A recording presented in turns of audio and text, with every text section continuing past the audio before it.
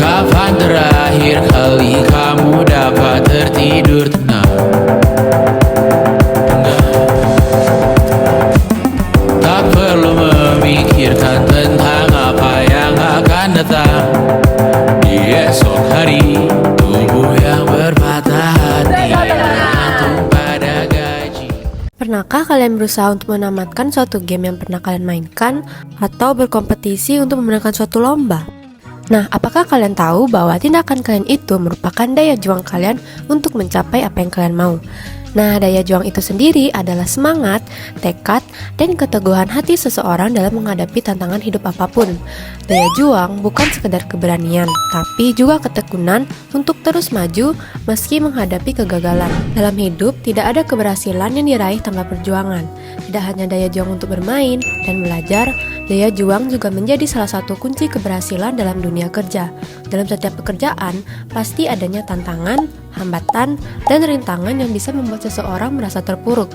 Namun, seseorang dengan daya juang yang kuat akan selalu berusaha untuk bangkit kembali, beradaptasi, dan terus melangkah maju. Meski pekerjaan itu terbilang belum menjamin untuk kedepannya dan pendapatannya tidak stabil. Maka dari itu kami, grup Swatantra, diberi kesempatan untuk meneliti pekerjaan-pekerjaan apa saja yang dikerjakan oleh warga Desa Tenganan, Bali, Karangasem, serta kehidupan di sana. Sekarang Ibu kerjanya cuma ini atau ada pekerjaan lain? Kalau di sini itu semua petani pemilik. Ini kayak dipakai sambilan. Karena kan ini booming sekali sekarang. Makanya kita yang masih gini ya. Kalau yang udah lanjut usia itu nunggu di rumah petani ini pemilik. Kalau untuk belajar menunya itu turun-temurun. Berarti udah dari lama ya? Iya, kalau second income dari pariwisata, karena pariwisata ini kan baru ya, bisa digolongkan baru. Jadi seperti kerajinan tenun sendalika ini. Oke, makasih ya. Nah, jadi seperti yang dilihat, mayoritas warga di sana bekerja sebagai petani pemilik, memanfaatkan pariwisata di sana, serta menjadikan kerajinan tangan mereka seperti kain geringsing, anyaman bambu, dan lontar sebagai pekerjaan sambilan mereka untuk menambah penghasilan sambil melestarikan barang-barang tersebut. Nah, dari sini nih kita bisa meniru semangat juang mereka untuk bertahan hidup sambil berusaha untuk melestarikan budaya nenek moyang mereka secara turun-temurun. Nah, itulah hasil penelitian kami di Desa Tenganan. Setelah itu, kami juga melakukan penelitian secara internal bersama dengan anggota kelompok kami mengenai daya juang akan cita-cita kami ke depannya yang dimiliki seorang murid. Perkenalkan, nama saya Ryusano. Saya memiliki cita-cita yaitu menjadi seorang pebisnis. Yang dimana setelah lulus SMA di tahun 2006, saya akan melanjutkan kuliah di Universitas Jepang dan mengambil jurusan bisnis digital, dan saya akan lulus di tahun 2031 dan bekerja di perusahaan besar di tahun 2032. Saya memilih mata pelajaran ekonomi dan English karena keduanya diperlukan untuk menjadi seorang pebisnis. Saat ini, saya belum bisa menjalankan 7 kebiasaan anak Indonesia hebat karena saya selalu merasa malas saat belajar dan belajar saat ada ulangan atau tugas saja. Saya juga sering mengalami academic burnout karena banyaknya tugas dan proyek yang diberikan dari sekolah.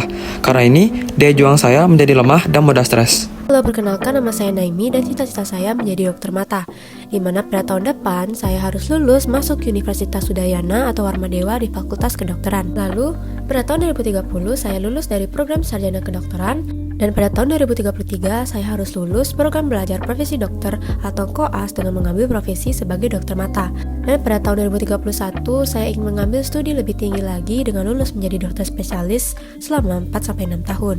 Oleh karena itu, saya memilih mata pelajaran yang sesuai dengan profesi saya sebagai dokter, yaitu biologi dan kimia, serta saya memilih mata pelajaran tambahan seperti fisika dan IT. Tentu saja saya memilih mata pelajaran itu karena sesuai dengan keinginan saya dan sesuai minat dan bakat saya. Tentu saja minat merupakan hal terpenting bagi saya, karena tanpa adanya minat, maka kedepannya akan susah karena belum ada kesiapan diri dalam mengerjakan sesuatu. Untuk kebiasaan 7 anak Indonesia hebat, saya masih belum mampu memenuhi ke-7 kebiasaan anak Indonesia tersebut, terutama tidur cepat, dikarenakan beberapa faktor. Salah satunya faktor academic burnout yang sangat berpengaruh besar terhadap saya.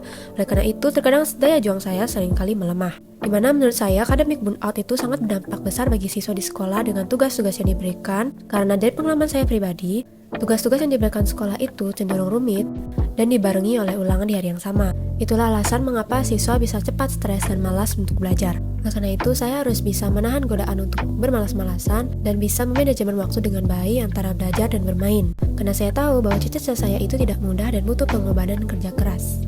Halo semuanya, saya Jenny. Saya bercita-cita menjadi seorang pengusaha. Impian saya di tahun 2026 adalah kuliah di salah satu universitas yang ada di Bali, mengambil jurusan bisnis manajemen atau bisnis digital. Lalu di tahun 2029 saya lulus dari universitas dan memulai bisnis sendiri. Dan di tahun 2031 saya akan menjadi pengusaha yang sukses. Saya memilih mata pelajaran ekonomi dan sosiologi karena untuk menjadi pengusaha saya memerlukan pelajaran ekonomi dan sosiologi untuk mudah mempunyai banyak relasi dengan pengusaha lainnya. Saya memilih dua mapel tersebut atas keinginan pribadi saya karena menurut saya ekonomi dan sosiologi sangat diperlukan untuk kedepannya. Saya juga ingin menjadi pengusaha karena ingin meneruskan dan mengembangkan bisnis orang tua saya. Saat ini saya belum bisa menjalankan 7 kebiasaan anak Indonesia hebat karena saya masih kesulitan dalam mengatur waktu. Akibatnya, jam tidur dan waktu makan saya menjadi tidak teratur.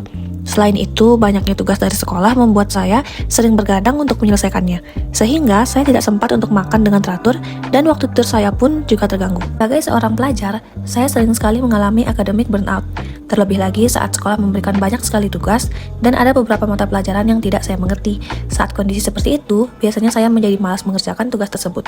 Perkenalkan, nama saya Pratnya. Cita-cita saya yaitu menjadi pengusaha dalam bidang kuliner. Pada 2026, saya akan mengambil jurusan kulineri dan berkuliah di Sunway University, Malaysia. Pada 2029, saya ingin lulus dengan tepat waktu dan ingin kerja mencari pengalaman di beberapa perusahaan. Pada 2031, saya ingin membangun bisnis sendiri dan bisa menjalankannya sendiri. Saya memilih mata pelajaran ekonomi dan sosiologi yang dimana saya sangat butuhkan untuk menjadi seorang pebisnis. Saya memilih mata pelajaran tersebut karena ingin menyesuaikan dengan cita-cita saya. Dan selain itu, juga saya memilih mata pelajaran sesuai dengan keinginan sendiri. Dan saat ini, 7 kebiasaan anak hebat yang belum saya bisa jalankan yaitu tidur cepat dan berolahraga. Karena adanya tugas dan ulangan yang menumpuk membuat saya tidak bisa tidur cepat dan juga belum bisa mengatur waktu dengan baik sehingga tidak ada berkesempatan untuk olahraga dengan teratur. Sebagai seorang siswa, saya juga mengalami burnout terlebih lagi saat ulangan dan tugas yang sedang menumpuk membuat saya kadang bingung bagaimana cara mengerjakannya. Dan terkadang lelah saat belajar terus-menerus dan saya jadi stres dan kurang istirahat.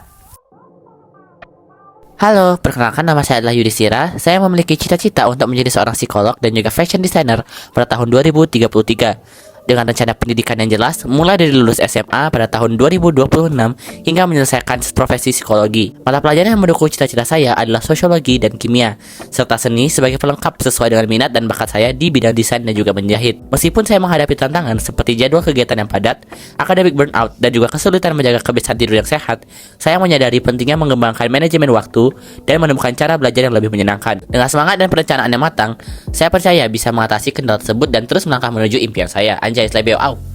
Perkenalkan, nama saya William. Saya mempunyai cita-cita untuk menjadi dokter gigi. Saya ingin berkuliah di UGM, yaitu di Jogja. Mata pelajaran yang saya pilih untuk mendukung cita-cita saya adalah biologi dan kimia. Saya memilih mapel tersebut karena saya ingin masuk ke universitas di bidang dokter gigi. Saya memilih cita-cita tersebut karena saya melihat terdapat peluang kesuksesan yang sangat besar dan juga keluarga saya yang banyak menjadi seorang dokter. Jadi, saat saya bekerja nanti, saya dapat bertanya kepada keluarga saya. Saya saat ini belum mampu melaksanakan semua 7 kebiasaan anak Indonesia hebat, yaitu tidur cepat, karena saya harus mengerjakan tugas dan juga saya tidak bisa tidur terlalu cepat saat malam hari. Untuk mengatasi hal tersebut, saya berusaha untuk mengerjakan tugas saat siang hari agar tugas bisa diselesaikan sebelum terlalu malam. Saya sebagai siswa sendiri tidak pernah mengalami akademis burnout karena saya saat pulang sekolah sering bermain basket bersama teman saya di sekolah, dan hal itu dapat mengurangi rasa capek saya dan sebagai hiburan. Jadi saya tidak pernah merasa burnout di akademik. Nah, dari penelitian kami tadi, kita bisa menarik kesimpulan bahwa academic burnout bisa diatasi dengan memanajemen waktu, menjaga kesehatan mental, dukungan sosial, dan pola hidup seimbang. Itu kita bisa mengatasinya sambil berusaha menerapkan ketujuh kebiasaan anak Indonesia hebat.